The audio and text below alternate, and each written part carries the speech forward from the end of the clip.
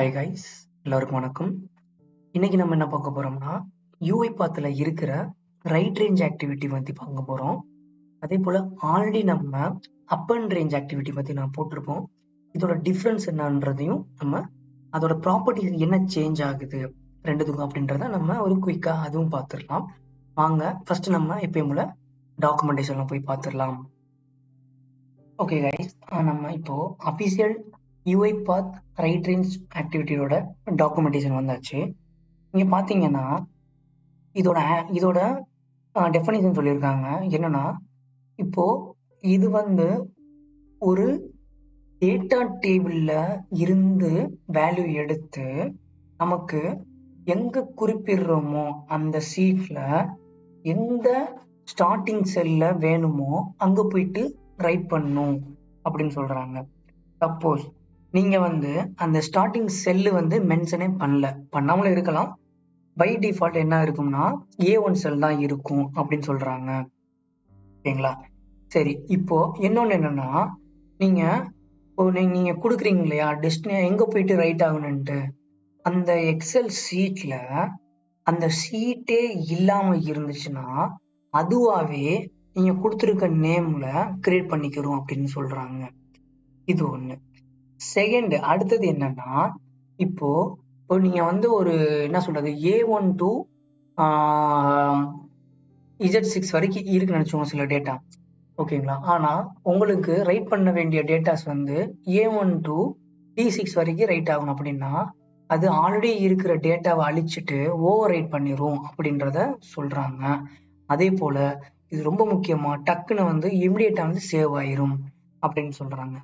இப்போ நீங்க XL right range use பண்றீங்க அப்படின்னா கண்டிப்பா நீங்க என்ன பண்ணிக்கணும், எக்ஸல் அப்ளிகேஷன் ஸ்கோப் அப்படின்றத கிளாசிக் ஆக்டிவிட்டி யூஸ் பண்ணும்போது யூஸ் பண்ணிக்கணும். இதுவே நீங்க மாடல்னா யூஸ் எக்ஸல் ஃபைல் அப்படின்ற ஆக்டிவிட்டி அப்படின்னு யூஸ் பண்ணிக்கலாம். Okay fine.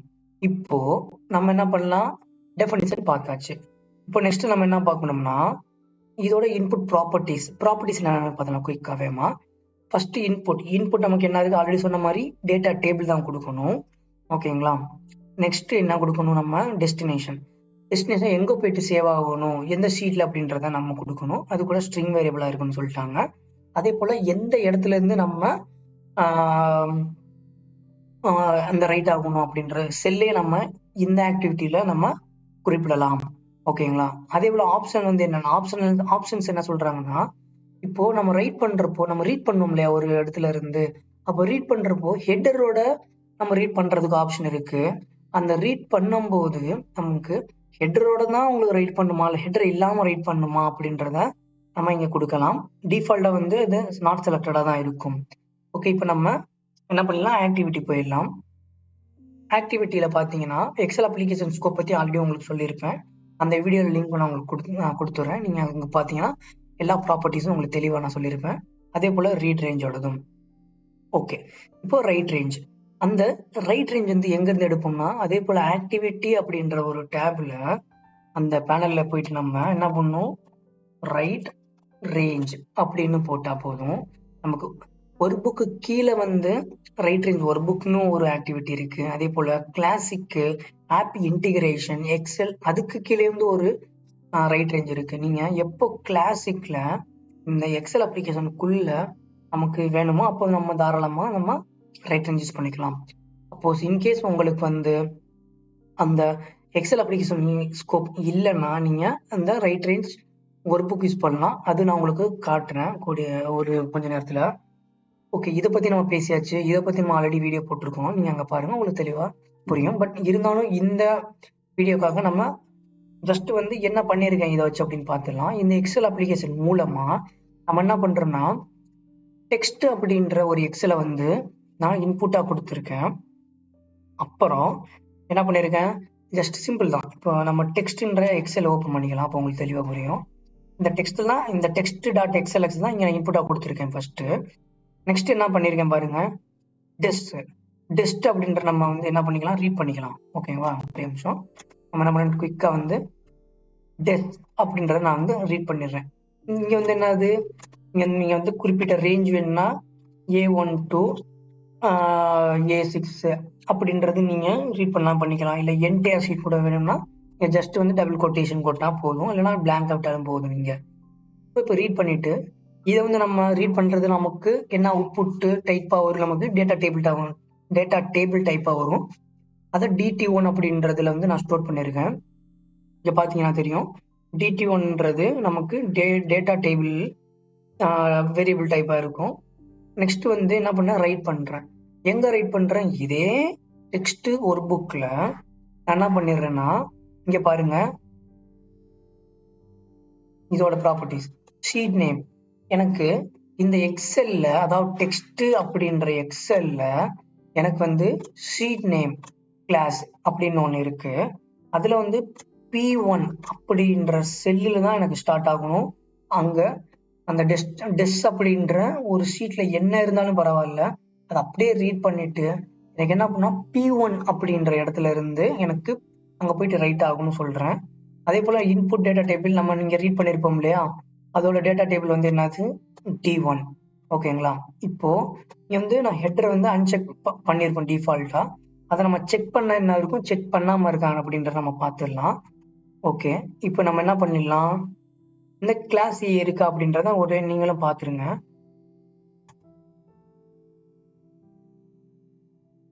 இங்க பாருங்க, கிளாஸ் ஏல எதுவுமே இல்லை, கிளாஸ் ஏ அப்படின்ற ஒரு ஷீட் இருக்கு.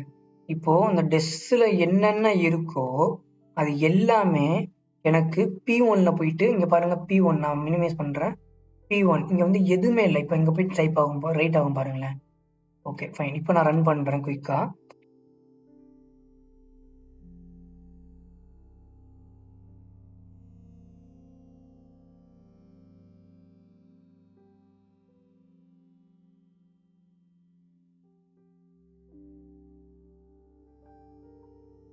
ஓகே ரைட் ஆயிருச்சு. இப்போ பாத்தீங்கன்னா நம்ம ஓபன் பண்ணி பார்த்துடலாம்.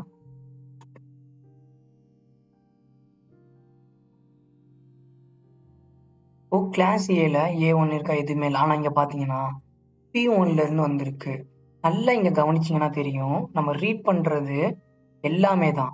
ஓகேங்களா, நல்லா இங்க பாருங்க, ரீட் பண்றது எல்லாமே தான். வித் ஹெட்டர் கூட நம்ம ரீட் பண்றோம். ஆனா ரைட் பண்ணும்போது நம்ம என்ன சொல்லியிருக்கோம், நீ வந்து எனக்கு ஹெட்டர்லாம் எதுவுமே நீ ரைட் பண்ண வேணாம், ஹெட்டர் நான் டிஃபால்ட்டா என்ன எடுத்துக்கணும், ஃபர்ஸ்ட் ரோ எடுத்துக்கிறோம், அதை மட்டும் எனக்கு ஸ்கிப் பண்ணிட்டு விட்டுருன்னு சொல்லிட்டோம். அதனால 1 to 26 வரைக்கும் நமக்கு பிரிண்ட் ஆயிடுச்சு. இதுவே நான் அதை மறுபடியும் என்ன பண்ணிடுறேன், நான் டெலிட் பண்றேன். பாருங்க, டெலிட் பண்ணிட்டேன். இப்போ எதுவுமே இல்லை, க்ளோஸ் பண்ணிட்டேன். இப்போ நான் என்ன பண்றேன்னா, இந்த ரைட் ரேஞ்சில் போயிட்டு நான் என்ன பண்றேன், இந்த ஆட் ஹெட்டர் அப்படின்றத செக் பண்ணிட்டு இப்போ நான் ரன் பண்றேன் குயிக்கா.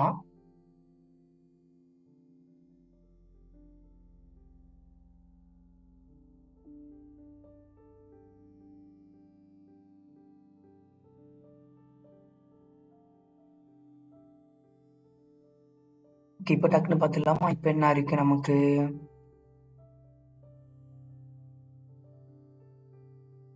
அதே P1ல நமக்கு ஹெட்டரோட வந்திருக்கு பாருங்க. நம்மளோட ஹெட்டர் என்னது, இங்க ரோல் நம்பர் நேம், நமக்கு என்ன இருக்கு, ரோல் நம்பர் நேம் வந்திருக்கு. அவ்வளவுதான் இதோடது. இப்போ சிம்பிளா வந்து நம்ம இப்போ நம்ம பார்த்தோம்னா எக்ஸல் அப்ளிகேஷன் ஸ்கோப் உள்ள எக்ஸலோட ரைட் ரேஞ்ச் பார்த்தாச்சு. இப்போ ஒரு புக்கோட நம்ம பார்த்துடலாமா.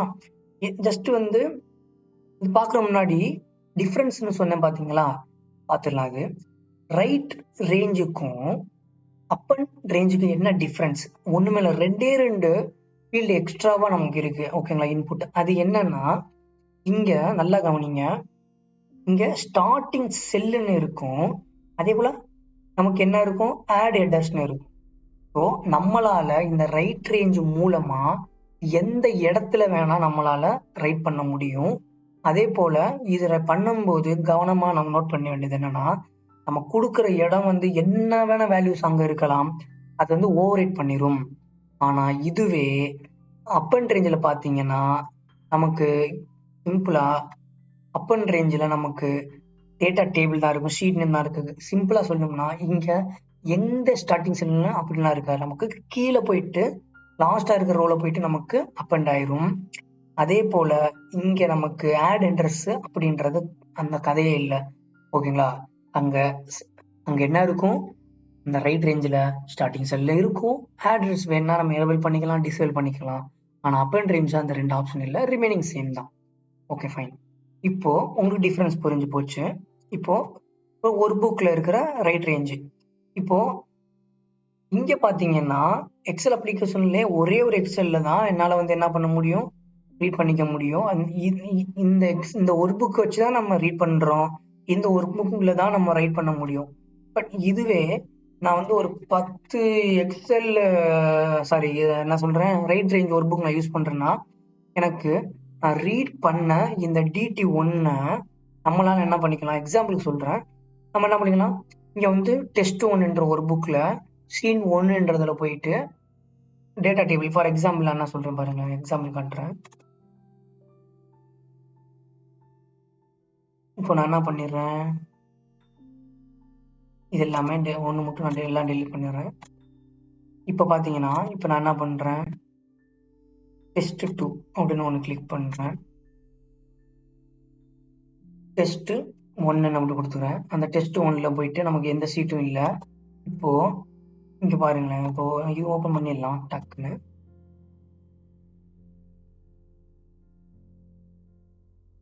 சீட் 1 மட்டும்தான் இருக்கு.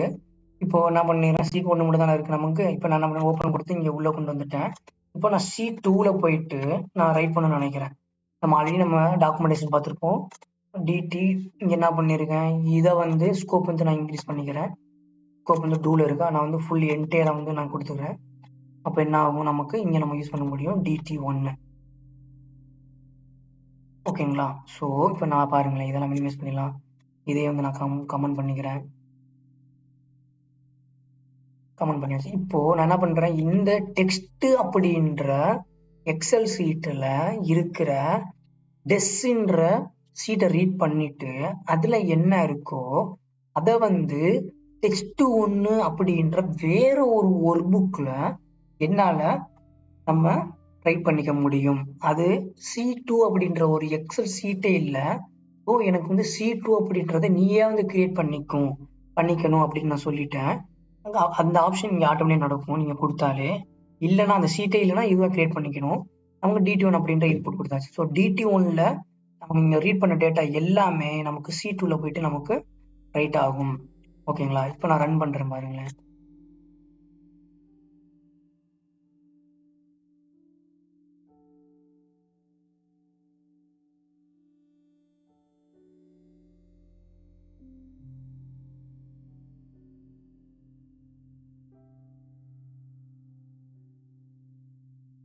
ஓகே, இப்போ பார்த்தீங்கன்னா test1ல நமக்கு C2 இல்லாமல் இருந்துச்சா.